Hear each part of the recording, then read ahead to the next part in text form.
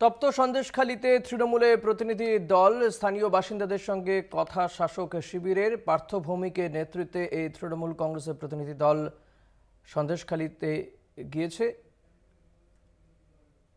সুজিত বসুরাও রয়েছেন পার্থ ভৌমিকের সঙ্গে,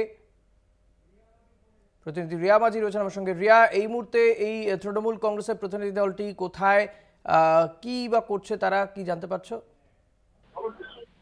তোমাকে জানিয়ে রাখবো যে তৃণমূলের প্রতিনিধি দল ইতিমধ্যেই তারা নাজাত থানার সামনে থেকে, নাজাত ঘাট থেকে ফেরি ধরে তারা কিন্তু কালীনগরের উদ্দেশ্যে তারা এসেছিলেন এবং কালীনগরে তাদের একটি ইন্টারনাল মিটিং, যেখানে কিনা বীরবাহা হাঁসদা, সুজিত বসু এবং পার্থ ভৌমিকরা ছিলেন, সেখানেই কিন্তু একটি ইন্টারনাল মিটিং হয়েছে এবং সেই মিটিং থেকে মূলত এই যে কর্মী সমর্থকরা রয়েছে তাদের উদ্দেশ্যে বলা হয়েছে যে তারা যাতে যেভাবে এই সন্দেশখালী উত্তপ্ত হয়েছে সেখানে যাতে শান্তি ফিরে আসে, শান্তি বজায় রাখা হয়, সেই বিষয়টা যেমন ইন্টারনাল মিটিং এ বলা হয়েছে, যেটা সূত্র মারফত জানা যাচ্ছে।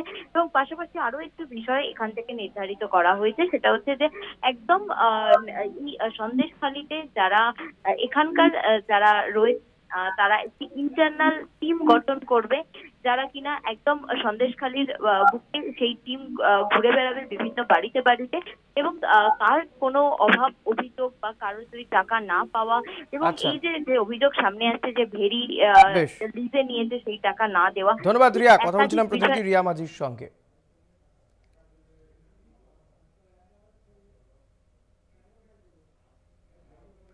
শিবু হাজরা গতকালই তাকে গ্রেপ্তার করেছিল পুলিশ। তার বিরুদ্ধে গণধর্ষণ এবং খুনের চেষ্টার অভিযোগ রয়েছে।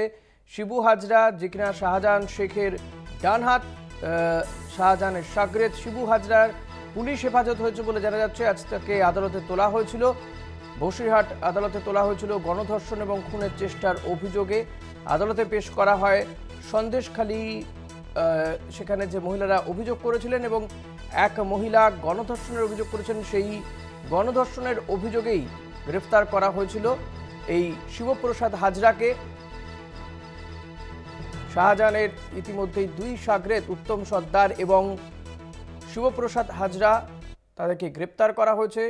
শিবপ্রসাদ হাজরাকে গতকালই গ্রেপ্তার করা হয়েছে এবং তাকে আজ আদালতে পেশ করা হলে তার পুলিশ হেফাজত হয়েছে বলে জানা যাচ্ছে। শনিবার নাজার থেকে তাকে গ্রেপ্তার করে পুলিশ। প্রশ্ন উঠছিল, তাকে মিডিয়াতে বক্তব্য রাখতে দেখা যাচ্ছে, কিন্তু কেন গ্রেপ্তার করা হচ্ছে না? অবশেষে পুলিশ গতকাল তাকে গ্রেপ্তার করে নাজার থানা এলাকা থেকে। সঞ্জিত চক্রবর্তী রয়েছে। সঞ্জিত, কি জানা যাচ্ছে, পুলিশ কতদিনের হেফাজত চেয়েছিল সব মিলিয়ে? আর শিবু হাজরা, তার কোনো রিয়াকশন কি পাওয়া গেছে?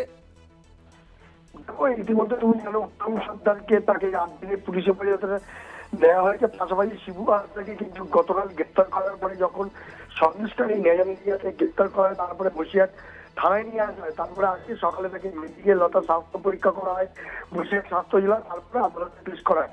সন্দেশখালী থানার পুলিশ তার 10 দিনের পুলিশ হেফাজতে চেয়েছিল, সেখানে বিচারক তার শুনানি পর্বে তাকে 8 দিনের পুলিশ হেফাজতে নির্দেশ দেন। ফের শুনানি হবে, তার ফের আদালতে তোলা হবে 26শে ফেব্রুয়ারি।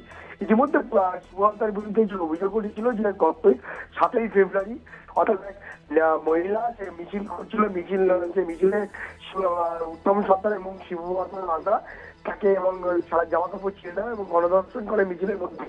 এই অভিযোগের ভিত্তিতে তাকে কিন্তু 15 তারিখ অর্থাৎ 15ই ফেব্রুয়ারি ওই নির্যাতিত মহিলা বসিরহাট মহকুমা আদালতে জবানবন্দি দেয় এবং ম্যাজিস্ট্রেট তদন্তের নির্দেশ দেয়। তদন্তের নির্দেশে তার শিবু হাজরাকে গ্রেপ্তার করে এবং বিশেষ করে সন্দেশখালী থানার পুলিশ মহিলার গণধর্ষণের মামলায় কিন্তু শিবপ্রসাদ হাজরাকে করা হয়েছে। পাশাপাশি একটা খুনের মামলা অর্থাৎ 307 অ্যাটেম্প্ট টু মার্ডার অর্থাৎ সেই মামলাও কিন্তু তাকে যুক্ত করা হয়েছে।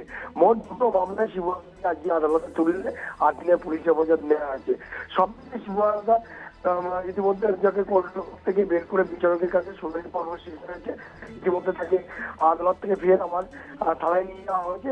এখন প্রশ্ন হচ্ছে, এই মামলাকারী মামলা নিয়ে অর্থাৎ যে ম্যাজিস্ট্রেটের কাছে গোপন জবানবন্দি দিয়েছে, তাতে কিন্তু ইতিমধ্যে আইনজীবীদের একটা অংশ অর্থাৎ শিবপ্রসাদ হাজরার যে আইনজীবী তারা বলছে আমাদের বক্তাকে ফাঁসানো হয়েছে। একদমই, অনেক ধন্যবাদ সঞ্জিত। কথা বলছিলাম প্রতিনিধি সঞ্জিত চক্রবর্তীর সঙ্গে সন্দেশখালীতে। সেখানে ধৃত শিবু হাজরাকে গতকালই নাজার থানা এলাকা থেকে গ্রেপ্তার করা হয়। আজ তাকে আদালতে তোলা হলে 8 দিনের পুলিশ হেফাজত হয়েছে তার।